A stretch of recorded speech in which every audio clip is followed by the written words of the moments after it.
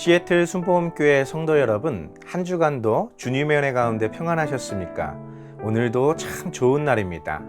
오늘 이 귀하고 복된 주일 아침 하나님께 정성껏 예배드리시고 하나님이 우리를 위해서 준비하신 그 크고 놀라우신 사랑과 은혜, 그 평강 안에 거하시는 저와 성도님들 되시기를 예수님의 이름으로 축원드립니다. 우리 다 같이 사도신경 하심으로써 7월 17일 셋째 주 주일 예배를 하나님께 드리겠습니다. 전능하사 천지를 만드신 하나님 아버지를 내가 믿사오며 그 외아들 우리 주 예수 그리스도를 믿사오니 이는 성령으로 잉태하사 동정녀 마리아에게 나시고 본디오 빌라도에게 고난을 받으사 십자가에 못 박혀 죽으시고 장사한 지 사흘 만에 죽은 자 가운데서 다시 살아나시며 하늘에 오르사 전능하신 하나님 우편에 앉아 계시다가 저리로서 산자와 죽은 자를 심판하러 오시리라. 성령을 믿사오며 거룩한 공예와 성도가 서로 교통하는 것과 죄를 사하여 주시는 것과 몸이 다시 사는 것과 영원히 사는 것을 믿사옵나이다. 아멘. 오늘 은혜 받으실 하나님의 말씀은 히브리서 10장 36절에서 39절 말씀입니다. 히브리서 10장 36절에서 39절 말씀을 다 같이 한 목소리로 봉독하시겠습니다. 너희에게 인내가 필요함은 너희가 하나님의 뜻을 행한 후에 약속하신 것을 받기 위함이라. 잠깐 후면 오시리가 오시리니 지체하지 아니하시리라. 나의 의인은 믿음으로 말미암아 살리라. 또한 뒤로 물러가면 내 마음이 그를 기뻐하지 아니하리라 하셨느니라. 우리는 뒤로 물러가 멸망할 자가 아니요 오직 영혼을 구원함에 이르는 믿음을 가진 자니라. 아멘. 오늘은 지난주에 이어서 우리가 간직하고 있어야 될 믿음이 어떤 것인지에 대해서 함께 살펴보고자 합니다. 지난주 믿음의 주여 온전케 하시는 예수님을 바라보자 라는 말씀으로 우리가 가진 이 믿음이라는 것이 누구로부터 출발되었고 누구로 말미암아 완성되는지에 대하여 살펴보았죠. 즉 예수 그리스도가 이 믿음의 시작이요 그것을 온전케 하시는 이 믿음의 마지막이었다라는 것입니다. 그렇다면 우리가 간직해야 될 그 믿음, 우리가 가지고 있는 이 믿음은 예수 그리스도의 것과 같은 것이어야 한다라는 것이죠. 비슷한 것이 아니라 온전히 동일한 믿음을 소유해야 한다라는 것입니다. 그렇다면 예수님께서 간직하셨던 그 믿음, 그의 사랑하는 자녀들, 정말 죽어가는 모든 자들이 하나님의 자녀가 되고 구원을 얻게 하시려는 그 열망, 그 열정, 그분의 그 믿음이 어떻게 시작되고 있었는지에 대해서 우리는 먼저 인식하고 있어야 된다는 것입니다. 즉 우리가 가지고 있는 이 신약 성경, 아브라함과 다윗의 자손이었던 예수 그리스도가 어떻게 이 땅에 오게 되었으며 이 땅에서 무슨 일을 행하셨는지에 대하여, 그리고 그가 그의 사랑하는 제자들에게 하셨던 모든 말씀, 그들이 세상 땅끝까지 전해야 되었던 그 말씀이 무엇인가를 우리가 알아야겠죠. 그것을 기록하고 있는 것이 마태복음, 마가복음, 누가복음, 요한복음, 이렇게 4개의 복음서를 우리는 살펴보아야 한다라는 것입니다. 그런데 그것이 어느 날 갑자기 주어진 말씀이 아니라 예수 그리스도를 소개하는 데 있어서 아브라함의 자손이다, 다윗의 자손이다 라는 그런 표현들을 사용하고 있다라는 것입니다. 그렇다면 이 신약 성경, 예수 그리스도가 이 땅에 오신 그 사건들, 그가 하셨던 모든 것들, 그가 시작하셨던 그 믿음의 모범을 어느 날 갑자기 시작하신 것이 아니라는 것이죠.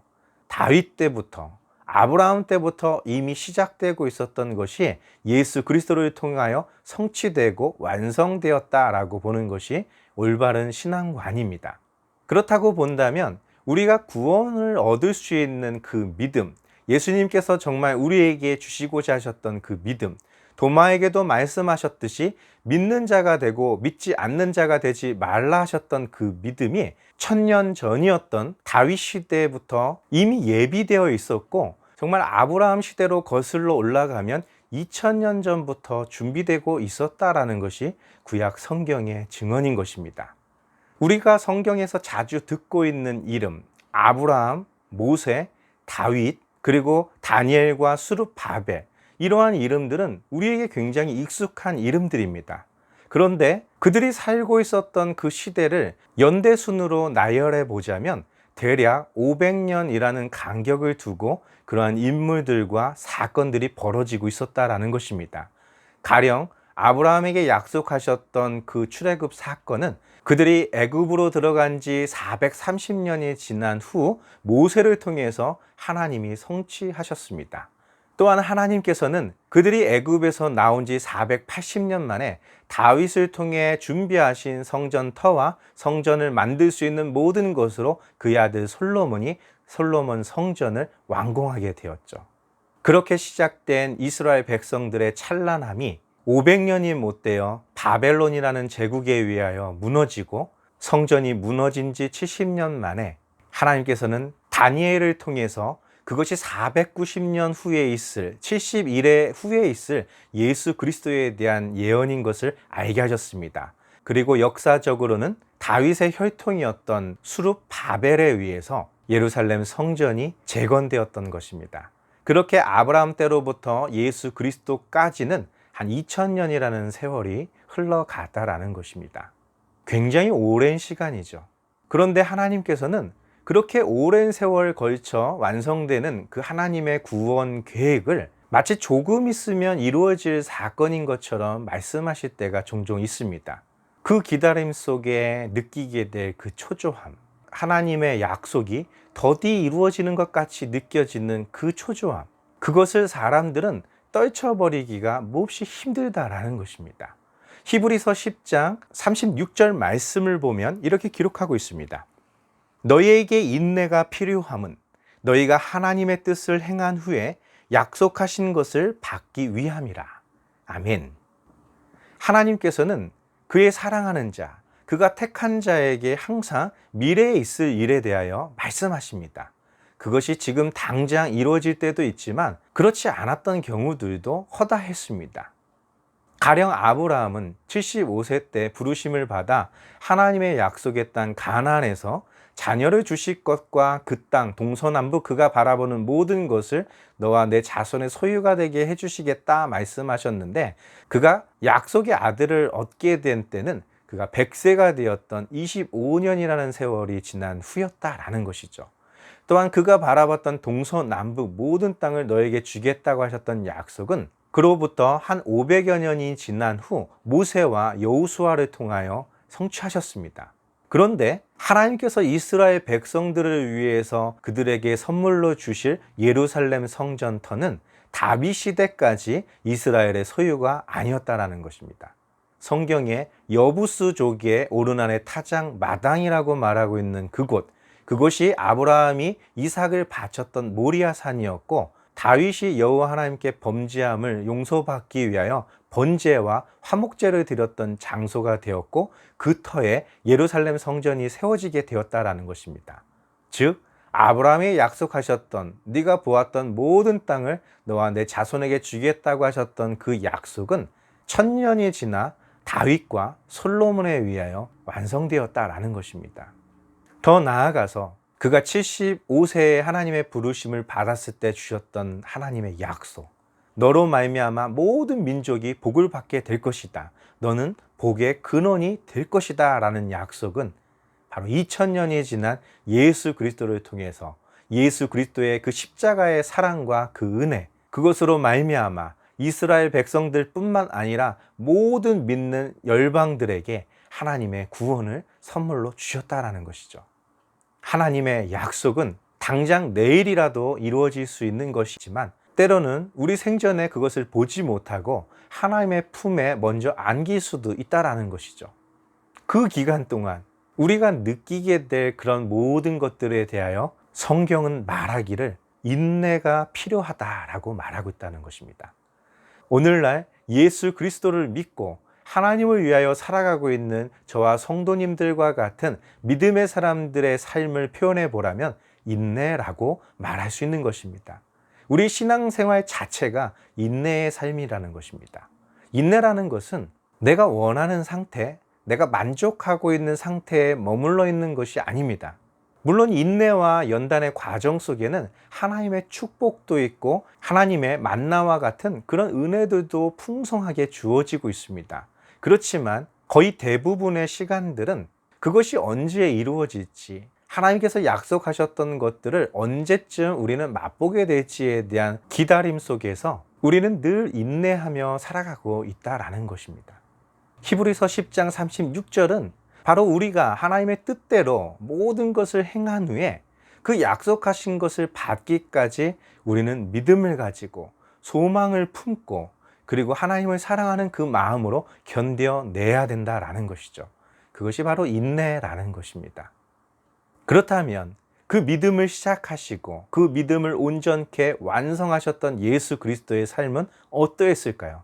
마태복음, 마가복음, 누가복음, 요한복음에 기록되어 있는 예수님의 공생애는 어떠했을까요? 많은 기적과 이사와 표적이 있었습니다. 장님이 눈을 뜨고 귀머거리가 듣고 벙어리가 말하며 저는 자가 일어나 걷고 문둥병자가 깨끗해지며 죽은 자가 살아났습니다. 보리떡 5개와 물고기 2마리로 5,000명이 먹는 사람이 배불림 먹고도 12바구니 이상 남겼습니다. 그 놀라운 기적의 순간들, 많은 사람들이 예수님을 영접하며 그가 오실 메시아라 외치는 사람들도 있었고 그분을 향한 사랑, 그 모든 것을 절제할 수가 없어 귀한 향유 옥합을 깨트려 예수님의 머리에 붓기까지 할 정도였습니다. 얼마나 기쁘고 보람된 시간들이었겠습니까? 그런데 그런 사건들의 기록들 속에 성경은 구석구석마다 기록하고 있었던 것이 있었습니다. 그것은 바로 예수 그리스도를 죽이려는 무리들이 끊임없이 준비하고 있었다라는 것이죠. 해마다 여호와의 절기가 되면 이스라엘 백성들은 반드시 예루살렘에 와서 하나님께 예배를 드려야 됐었습니다. 그때마다 예수님을 죽이려고 하는 일들이 예루살렘 성전을 대표하고 있었던 대제사장과 바리새인과 사두개인, 율법 교사들이 그 일을 도모하고 있었다라는 것입니다. 조무래기들이 예수님을 해치려고 예수님의 명성을 꺾어내리려고 하는 것이 아니라 그 당시 종교의 그 당시 이스라엘 백성들을 지배하고 있었던 지배 계층들이 작정하고 예수님을 죽이려 했다라는 것이죠. 마치 사울 왕이 다윗을 죽이려고 그의 군대들을 이용했던 것과 마찬가지였습니다. 다윗의 시편을 보면 그때 그의 심정이 얼마나 힘들고 괴로웠었는지 여호와여 어느 때까지니까 라며 울부짖었을 때가 한두 번이 아니었다라는 것입니다. 바로 예수님의 공생애가 그러했다라는 것이죠. 인내 그 자체였다라는 것입니다. 그러면 왜 예수님은 인내하셨을까요? 능력이 많으신데 지금 당장이라도 그 일을 하실 수 있었을 텐데 왜 그에게 다가오는 그 모든 도전들에 묵묵히 받아들이고 있었을까요? 히브리서 10장 37절에 이렇게 기록되어 있습니다. 잠시 잠깐 후면 오시리가 오시리니 지체하지 아니하시리라. 아멘. 예수님은 아셨던 것입니다. 지금 예수님께서 걸어가시는 그 길은 장차 얻게 될 그 영광에 비하면 아무것도 아니었다라는 것이죠. 그 당시에는 엄청난 인내가 필요한 것이었고 정말 하나님의 뜻대로 산다는 것이 이렇게 어려운 것인가 할 만큼 그런 벅찬 것이었을 수도 있겠지만 예수님은 아셨습니다. 마치 잠시 잠깐이라는 표현을 사용하고 있죠. 아브라함 때부터 예수님까지는 2000년이라는 시간이 지났습니다. 예수님이 십자가에서 죽으시고 부활하신 후 제자들이 보는 앞에서 승천하셨을 때 그들에게 다시 오실 것을 말씀하셨죠. 베드로도 사도 바울도 예수님이 곧 오실 거라고 생각했습니다. 모든 제자들이 순교당하고 요한계시록 그 예언의 말씀을 받았던 사도 요한도 예수님께서 곧 오실 거라고 생각하고 있었다라는 것이죠. 그래서 모든 성경의 기록에는 예수님이 곧 오신다, 인내해라, 견뎌라, 끝까지 싸워라 이런 표현들이 굉장히 많이 있다는 것입니다. 문제가 있다면 그때로부터 지금까지 2000년의 시간이 흘렀다라는 것입니다. 도대체 언제쯤이면 주님이 말씀하신 새 하늘과 새 땅, 저 새 예루살렘에서 우리의 영원한 삶을 살 수 있을 것인지, 우리에게는 우리의 수명보다 긴 세월일 수도 있고 그러한 까닭에 하나님의 말씀, 그 약속들이 더디 이루어지는 것처럼 느껴질 수는 있겠지만 영원하신 하나님의 계획 속에는 그것은 한순간에 지나지 않는다라는 것이죠. 여기 보면 지체하지 아니하리라 라고 말씀하고 있습니다. 지체하지 않는다. 이런 표현은 두 가지의 의미로 볼 수 있겠죠. 금방 이루어진다, 곧 이루어진다, 이런 표현일 수도 있습니다. 그런데 다른 의미에서 보자면 하나님이 정해놓으신 그 때에서 뒤로 밀리지 않는다라는 표현으로도 볼 수 있는 것입니다.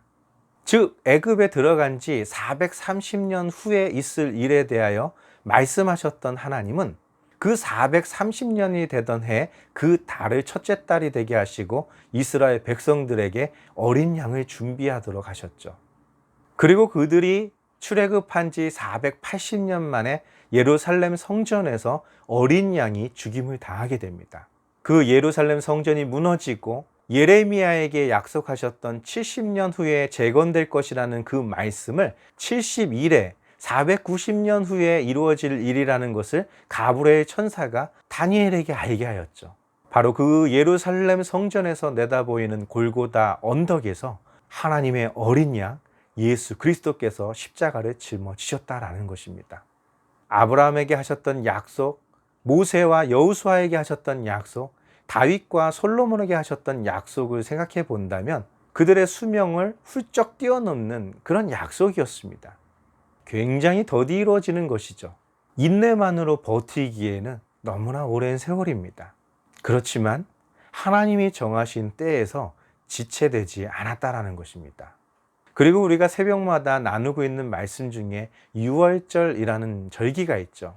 바로 새로운 시작을 알리는 그 유월절 절기에 이러한 사건들이 반복되고 있었다라는 것이 구약 성경과 신약 성경의 모든 이야기입니다. 앞으로 이루어질 역시 그 하나님의 시간표에서 조금도 지체되지 않다라는 것이죠. 당장 이루어질 것이라는 뜻으로도 해석해 볼 수 있지만 하나님의 시간에서는 조금의 차질도 없이 정확하게 진행될 것이다 라는 말씀인 것입니다. 히브리서 10장 38절 말씀은 이렇게 기록하고 있습니다. 나의 의인은 믿음으로 말미암아 살리라. 또한 뒤로 물러가면 내 마음이 그를 기뻐하지 아니하리라 하셨느니라. 아멘. 우리는 초조할 수도 있습니다. 하나님은 약속하셨는데, 분명 내게 말씀하셨는데 그것이 이루어지지 않고 있을 때 얼마나 불안하겠습니까? 얼마나 초조하겠습니까? 예수님의 제자들을 생각해 보십시오. 놀라운 기적을 이루시는 예수님. 예수님은 희망이었습니다. 모든 것을 버리고 예수님을 따랐는데 어린 나귀를 타고 예루살렘에 입성하셨을 때만 해도 모든 민족, 모든 백성들이 예수님을 임금 삼으려고 했었는데 일주일도 지나지 않아 그 예수님을 십자가에 못 박으러 외치는 군중의 소리로 바뀌어졌다라는 것입니다. 얼마나 기가 막힙니까? 이제 뭔가 이루어질 줄 알았는데 그들 눈앞에 펼쳐진 것은 그들의 예상과는 다른 그런 모습이었다라는 것이죠. 근데 분명한 것은 그때가 이르기 전에 예수님은 거듭해서 그러한 일이 있을 것이라고 말씀하셨고 그때에 너희는 마음에 근심하지 말라고 하셨습니다. 또한 내가 아버지께로 가는 것이 너에게는 잠시 근심일 수는 있겠지만 내가 가면 오히려 보혜사 성령님께서 너희와 함께 하셔서 너희에게 분부한 모든 것을 기억나게 하시고 지킬 수 있도록 능력을 주실 것이다 약속하셨던 것이죠. 근데 중요한 것이 있다면 그런 주님의 약속은 우리의 크고 작은 문제들 속에서 우리가 잊고 지낸다라는 것이죠. 당장 눈앞에 있는 그런 일들, 당장 내가 경험하고 있는 그 모든 것들 때문에 너무도 많은 사람들이 믿음이 흔들리거나 그 믿음의 삶을 포기해버리고 있다라는 것입니다. 그러나 하나님은 분명하게 그들에게 거듭거듭해서 말씀해 주셨습니다. 하나님을 의지하는, 하나님의 말씀대로 살아가는 의인들은 믿음으로 말미암아 살게 되는 것입니다. 하나님이 하신 말씀을 기억해야 됩니다. 하나님이 하신 약속을 간직해야 됩니다. 붙잡아야 됩니다. 뒤로 물러서면 하나님께서 기뻐하지 않으신다는 것이죠. 물론 그런 자들에게도 끊임없이 믿음의 사람들을 통하여 그들이 돌아올 수 있도록 하나님께서는 역사하시지만, 중요한 것은 지금 나의 모습입니다. 나는 어떠한가? 나는 믿음의 주여 온전케 하시는 예수님을 바라보며, 그도 고난을 받으셨고 그도 십자가의 부끄러움을 참으셨으니까 나도 기꺼이 이 고난에 동참하겠습니다. 나도 이 아픔과 이 부끄러움, 이 치욕스러운 것들을 믿음으로 감당하겠습니다. 고백할 수 있느냐라는 것이죠.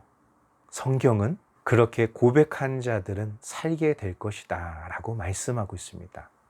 그러나 뒤로 물러선 자들은 그가 비록 하나님께서 원하시는 뜻대로 행했다 할지라도 약속하신 것을 받지 못할 것이다 라는 것입니다.